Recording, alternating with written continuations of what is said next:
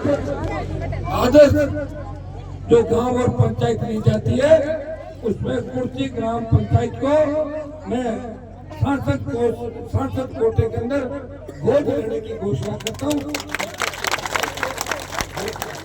ऐसे तो आपने मुझे गोद ले रखा है, लेकिन उसमें लिखा हुआ आता मैं कह रहा हूँ भाषा ही है कि सांसद 5 पंचायतों को हर साल गोद लेगा। जैसे पिछली बार हमारे क्षेत्र का खजवाना मेरे साथ था, खजवाना को गोद लिया, खजवाना को इस बार भी लिया और खजवाना के साथ साथ कुर्सी को भी अब मैं गोद लूंगा ताकि कुर्सी के अंदर 5 साल में इतना विकास हो जिसका अंदाज भी आपको नहीं होगा। ये मैं विश्वास दिलाता हूँ। यहाँ के जनप्रतिनिधि मुझे अच्छा लगता है, सारे सरपंच के उम्मीदवार जीता हुआ हारा हुआ सब एक साथ बैठते हैं, यही तो मजा है, यही तो खूबसूरत लोग हैं। लोग तो हार जीत के बाद मतभेद रखते हैं, मतभेद भुला के मन के अंदर कुंठा रखते हैं, साथ नहीं बैठते। इसलिए हम किसान हैं, हम कमजोर पड़ जाते हैं, हमारा समाज कमजोर हो गया, किसान कमजोर हो गया, आपस में लोग लड़ा देते हैं, भिड़ जाते हैं और कोर्ट कचहरी के चक्कर काटते हैं और परिवार को बर्बाद करते हैं। हमें शिक्षा के पक्ष में आगे शिक्षा की राह कैसे दिखाई, 5 में महाविद्यालय, खींवसर में 2 महाविद्यालय, आपके पंचायत समिति, और मैं ये भी घोषणा करके जा रहा हूँ कि कुर्सी के अंदर आपका 1 डॉक्टर बैठता है। इस बार CHC कुर्सी को बना देंगे, बड़ा अस्पताल तो CHC बनने के बाद सामुदायिक स्वास्थ्य केंद्र जिसमें ज्यादा डॉक्टर बैठे और हमारे बॉर्डर के लोगों को इलाज कराने के लिए लंबी दूरी तक नहीं जाना पड़े, ये भी मैं घोषणा करके जा रहा हूँ। कुर्सी की तमाम बच्ची हुई कहानियाँ, जहाँ बिजली पीने के पानी की दिक्कत है वो भी काम हम करेंगे। आंगनबाड़ी की हमारी कार्यकर्ता सहायिका, और अभी एक कागज मेरे पास आया था कि हम स्कूल के अंदर खाना बनाती है, हमें 2000 रुपये महीने के मिलते हैं। मैं उन बहनों को आश्वस्त करता हूँ कि स्कूल में जो बच्चों को खाना बना के खिलाती है हमारी बहनें, आंगनबाड़ी की हमारी बहनें, सहायिका कार्यकर्ता, उनका मामला मैंने लोकसभा के अंदर कई बार उठाया। अब की बार आपको विश्वास दिलाता हूँ, दिल्ली और राजस्थान सरकार के खिलाफ लड़के हमारी बहनों को न्याय दिलाऊंगा, इनकी तनख्वाह भी बढ़वाऊंगा, इनको परमानेंट कैसे करे इस दिशा के अंदर में मेरी तरफ से पूरा प्रयास इन भाई बहनों के लिए रहेगा। राशन डीलरों ने बड़ी हड़ताल इस समय करी थी, उनकी भी बात मैंने पुरजोर तरीके से रखी। प्रदेश में बेरोजगारों के रोजगार के लिए अगर कोई लड़ रहा है, पेपर लीक की घटनाओं के खिलाफ लड़के उन बड़े नेताओं का इलाज करने की कोई बात करता है, मिड डे मील के घोटाले के आरोपी, बजरी माफिया के खिलाफ जिससे लड़ाई लड़ी और बजरी माफिया को सबक सिखाया वो कोई और नहीं आपका ही भाई था, जो राजस्थान के अंदर संघर्षों के एक नया इतिहास लिखा जा रहा है, जिसने पार्टी बनाकर संदेश दिया कि राजस्थान कमजोर नहीं है या तीसरी ताकत खड़ी कर सकते हैं। बीजेपी के नेता मदन राठौड़ कर बोले कि हम तो हनुमान बलिवाल की राजनीति खत्म कर देंगे, राजकुमार रोड की राजनीति खत्म कर देंगे, उनको वोट की चोट से ऐसा सबक सिखाओ कि भारतीय जनता पार्टी के लोगों तुम किसान विरोधी हो, तुम्हारा जन्म 80 के अंदर हुआ है, हम तो 77 से राजनीतिक परिवार से, मेरी राजनीति खत्म करने के लिए मदन राठौड़ आपको 7 जन्म लेने होंगे। अभी तो आपका पहला जन्म है, खुद का टिकट बार बार आपका कट जाता है। जब मेरे दरवाजे पाके आप रो रहे थे कि मारो पार्टी टिकट काट दियो, मैं कहीं करूँ, तो मैंने कहा तेरी पार्टी में रहे, मेरी पार्टी इसलिए नहीं जीतेगा, मेरे समाज में वोट रखी है। तो भाइयों इन बातों को भी हमें याद रखना है। मैं सबकी मदद करता हूँ, सबका ध्यान रखता हूँ, लेकिन ऐसा है ये सारे लोग एक होकर इस खींवसर में जो जनता का शासन चल रहा है, जिस तरह खींवसर में जनता दरबार लगाती है खुद का, ये जनता दरबार उस व्यवस्था को खत्म करके आपको उसी जगह डालना चाहते हैं जहाँ आज से 15, 20, 30 साल पहले उस जगह पे थे। तब कोई नेता बराबर नहीं बिठाता था, आपको मिलता नहीं था, गांव में एक पंच पटेल होता था, वो पूरी पंचायती करता था। अब तो हर टहनी गांव के अंदर 50-50 लोग मेरे से सीधे मिलते हैं और हर व्यक्ति को पूछ के काम करता हूँ। ऐसा नेता आपको नहीं मिलेगा। टिकट भी खींवसर की जनता को पूछ के दिया था, कांग्रेस बीजेपी ने टिकट बंद कमरे में बांटा और मैंने आपको पूछ के दिया ये युवाओं की, किसानों की पार्टी है। और महिला को प्रत्युत्तर देके मैंने संदेश दिया कि राष्ट्रीय लोकतांत्रिक पार्टी महिलाओं का उतना ही सम्मान करती है जितना युवा और किसान और दलित का सम्मान करती है।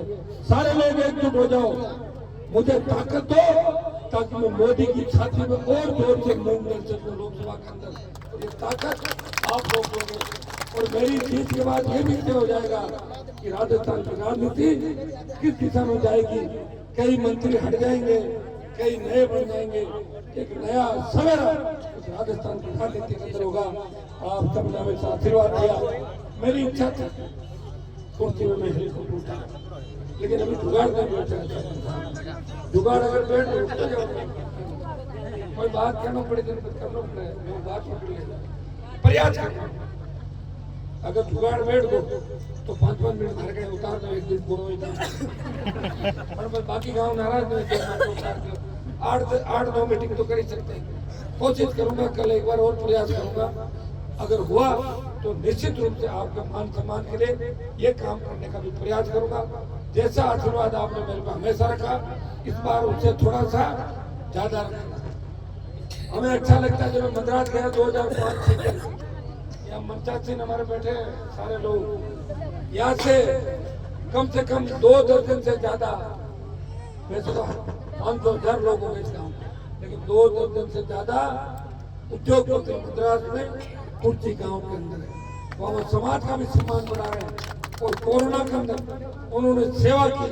वहाँ की सरकार कहती है, जब मैं सरकार से मिलने गया वहाँ की, तो सरकार की जो हमारी सांसद है कनीमू जी, उन्होंने कहा कि कुर्ची, खींवसर, नागौर और मारवाड़ी बहुत अच्छे होते हैं। इन्होंने बहुत सेवा दी। वहाँ की सरकार भी आप लोगों से खुश है। तमिलनाडु की सरकार, बाहर की हमारी मुंबई, सूरत, गुजरात, जहाँ भी हम गए लोगों का दिल जीता, लोगों की सेवा करी और परिणाम हम आगे बढ़ रहे हैं। भाई हमारे जो नेता सामने ये बड़े बड़े भाषण दे रहे, अगर ये काम करते, आपको जगाते तो 4 साल पहले नहीं आ जाते। हमें रात को इस तरह लाइट की बारी का इंतजार थोड़ी करना है। शिक्षा के अलग जगह थे, हमारे बच्चे जर्मनी, इंग्लैंड, अमेरिका पढ़ते।